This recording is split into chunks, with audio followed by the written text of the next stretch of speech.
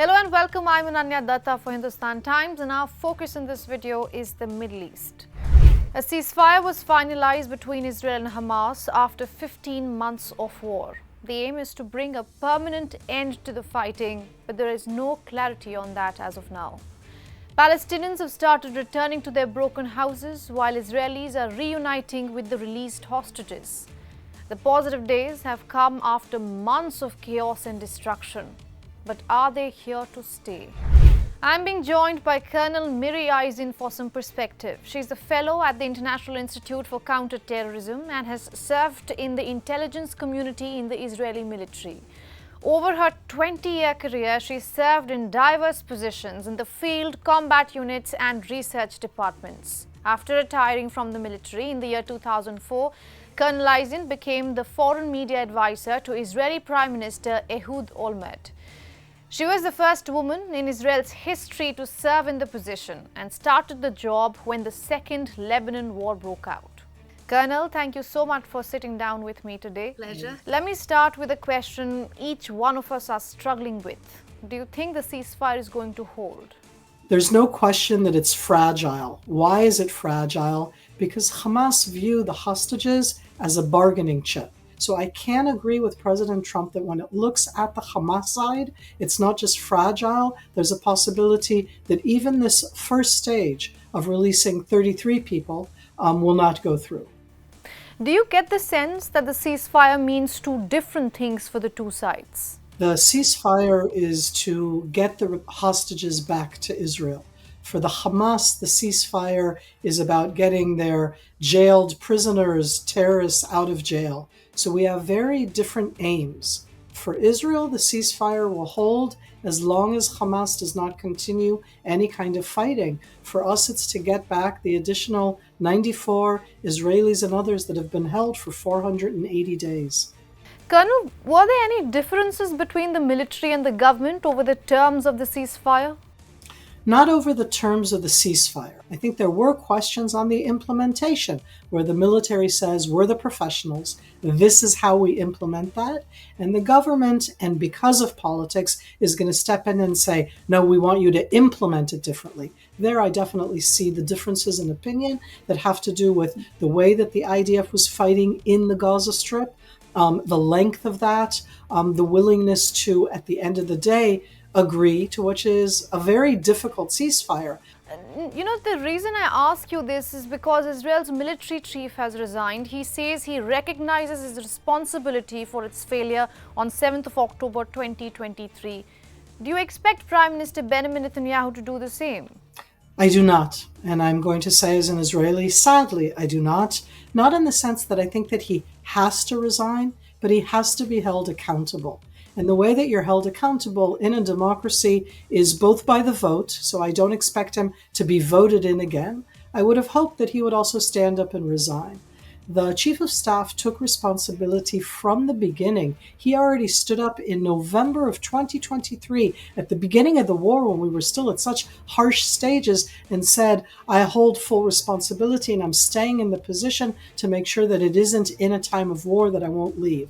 The Prime Minister has not even once said that he holds himself accountable or even that he holds the government accountable. That one I disagree with strongly. I absolutely hold them together with the military accountable. I do not expect the Prime Minister to resign. Not that you need any reminding, it's been 15 months of fighting. Do you think the IDF has achieved even half of its goals? I think that we all need to step back for a moment and understand the difference between the visuals. Just think for a moment of the visuals of the hostage release of this last week that we all viewed. Everybody said, look, here's Hamas in uniform, they still exist. When you do a zoom out from that picture, it's hundreds of people, not millions of people. And the aspect of what Hamas as a terror army does is that when they are in the Gaza Strip and they are fighting, terrorizing in that sense, they wear civilian clothes. They don't wear uniforms. But in the photo op, when they are giving out the hostages, when they want to terrorize us psychologically, suddenly the uniform comes back on. So I absolutely think that the IDF has very much degraded, you don't destroy completely ever, but degraded the terror army capability. And I don't think that we ever could destroy, let alone degrade, that side of the psychological terror. That is exactly the difference. Colonel, I really appreciate the fact that you're able to tell us the reality of this war and wars in general, that any militant group is never completely wiped out. But that makes me wonder, when will Israel fully withdraw from Gaza? Because there are people like Itamar Ben-Gvir who say Israel will not leave unless Hamas ceases to exist. So my question is, when will Israel leave? So I hear the voices who call for the destruction of the Gaza Strip.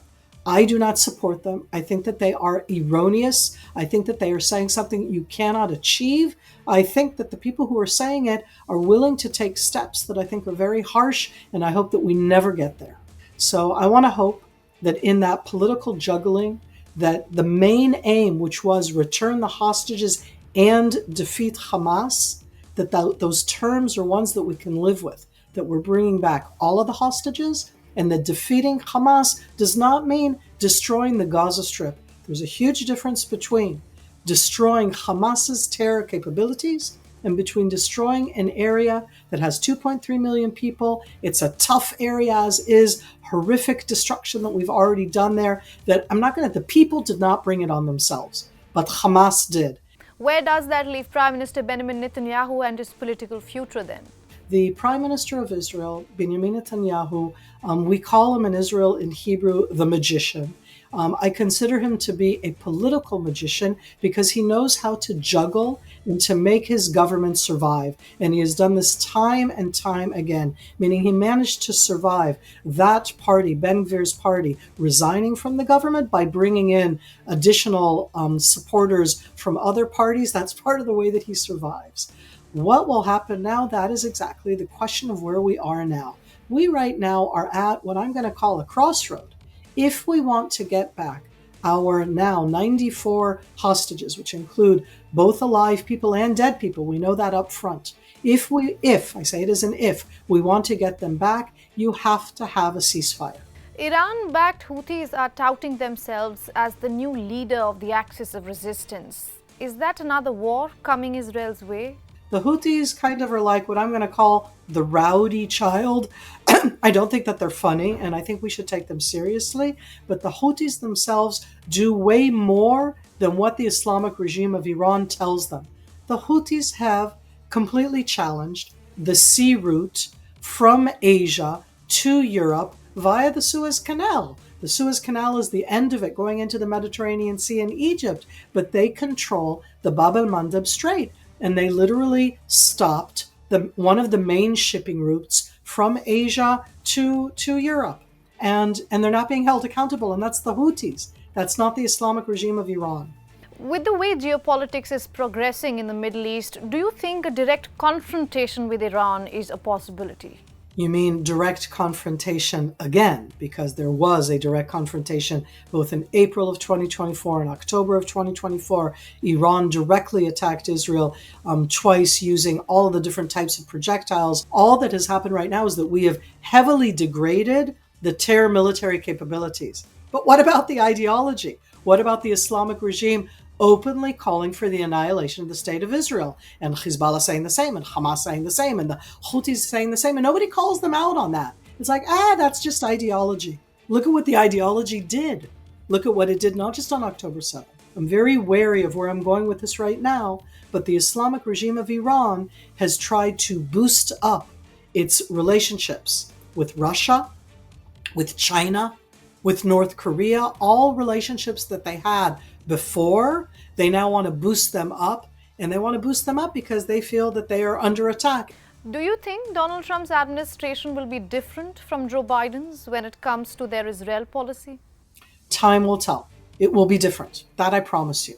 I think that they will be an involved administration but so is the President Biden administration. I think that President Trump, wants to advance the Abraham Accords that he brought to the table in 2020, which is such an important component going forward of relations between Israel and the Middle Eastern environment that is not directly connected to conflict. It's not about not noting the Palestinian conflict, but it's about broadening the type of dialogue that exists in the Middle East, where you can have a dialogue that isn't about the conflict. That's an important component. And I think that they'll be very involved. Colonel, let me come to the human side of this war. Close to 47,000 people are dead in Gaza. Almost the entirety of the Strip's population has been displaced. You obviously know this much better than me. Israel has one of the world's most powerful militaries. So tell me, is Israel seriously telling the entire world that there is no way to wipe out Hamas without killing innocent Palestinians? Nanya, this is the question that I have asked myself every single day from October 7th, October 8th. But what Hamas built inside the Gaza Strip, there's no equivalent. And I say very sadly, I do not know of another way. I do not know of any military anywhere that knows how to fight it, meaning the other way would be don't fight at all. To not fight at all would mean that Hamas's attack component, what they did on October 7th, is being shown as a conceivable modus operandi, meaning it's something that you can attack, you can butcher, do atrocities, take hundreds of hostages, hold them, barter with them, use your own people as your defense system, and that works. You're going to get what you want. And we have to live with the fact that we targeted terrorists and we killed civilians. When you said the 45,000, you know that includes what the chief of staff said is 20,000 terrorists. That doesn't make me feel better. That means it's 25,000 who are not terrorists. And I understand the implications and the depth of what that means. And I don't know of a different way to fight against that type of terrorism. I do not know, and I can't wait for us to find it. I want us to find the sci-fi weapons that recognize that somebody is a terrorist and I'm only going to be hurting them and everybody else is innocent, and it doesn't exist except for in the movies. You know, there is this saying often said in respect to wars: if you're killing innocent people, you're indirectly recruiting for extremist groups. Is Israel that naive to think that the destruction it has caused in Gaza for the last 15 months or further cause in the future will have no consequences? Because maybe not Hamas, but a new group could erupt. The de-escalating, or the term that people like to call right now of de-radicalizing, that's for the day after. We're not there yet.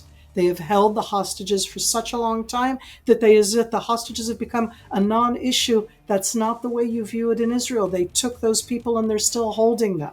And now we're being told you have to get the hostages back, and you, Israel, are responsible for de-radicalizing the other side. I'm challenged by it. I say that up front.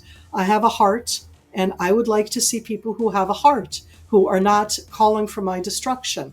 And the tone of the aspect is that, and now Israel, you're the ones who need to make sure that they de-radicalize. Can I request that perhaps the mothers there would not want to support their children doing horrific acts? Colonel, what does a post-war Gaza look like to you? A post-war Gaza, first of all, sadly, for the 2.3 million people on the Gaza Strip, is a destroyed place. Post-war, it needs to be rebuilt. When I say needs to be rebuilt, it needs to be rebuilt before, not just after. Entirely. We, Israel, in our targeting of Hamas, in the way that they built it, we have destroyed buildings. We've destroyed the infrastructure, because that's where Hamas put all of its capabilities. You have to rebuild the electricity, the water system, the sewage system. But that's the infrastructure, that's the physical side. Part of it is in relation to the de-radicalizing. I think that they hate us, and I understand that. I think that we are going to be held for them the worst thing ever in the way that we destroyed because of where Hamas was, and the education of the next generation, which we're not going to be involved in. That's going to be up to the people within the Gaza Strip, to whatever the international community comes in to help rebuild, to look at it and see not in holding themselves accountable. The victim is not the one who has to be held accountable, but in understanding that if you don't look forward instead of just accusing the past, then you're going to constantly stay within the same loop of violence. I say that about my own Israelis, that we need to look at ourselves. We've gone through horrible times. It's made us more extreme. We need to tone it down. And will Israel help in that rebuilding you're talking about? I think that Israel cannot be part of the rebuilding, but we are the ones who enable the rebuilding. Israel and the Gaza Strip will still border each other, as the Gaza Strip borders Egypt. We are the ones who can enable it, but we're not the ones who can do it. All right, Colonel Miri Eisin, thank you so much for your perspective. It has been a pleasure speaking to you. Thank you so much for giving us the analysis right from Israel. Thank you so much. I really appreciated this interview. It was very in-depth, very interesting. I hope that we all have better times in our near future.